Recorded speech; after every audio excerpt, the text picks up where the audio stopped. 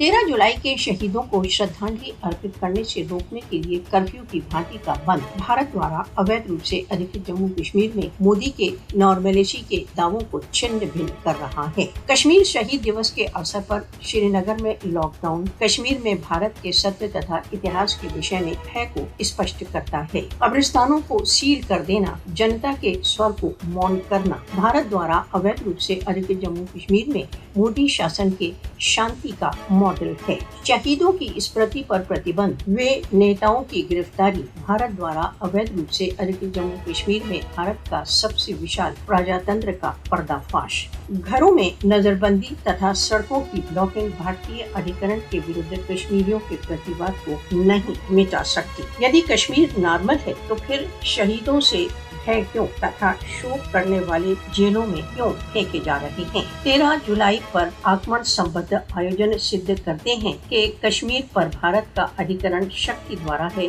जनता की इच्छा के अनुसार नहीं। भारतीय सशस्त्र बल बहुत अराजकता के साथ भारत द्वारा अवैध रूप से अधिकृत जम्मू कश्मीर में निरंतर भीषण मानव अधिकार उल्लंघन कर रहे हैं। भारत द्वारा अवैध रूप से अधिकृत जम्मू कश्मीर को क्षेत्र के सबसे अधिक सैनिक क्षेत्र में परिवर्तित कर दिया है। मोदी को याद रखना चाहिए कि कश्मीरियों द्वारा उनके शहीदों के प्रति सम्मान की उपेक्षा कश्मीर की सामूहिक स्मृतियों में केवल उनके बलिदानों को और अधिक गहन करती है। मोदी का एक कब्रिस्तान के प्रति भय भारत द्वारा अवैध रूप से अधिकृत जम्मू कश्मीर पर उसके सैन्य अधिकरण की निर्बलता को व्यक्त करता है।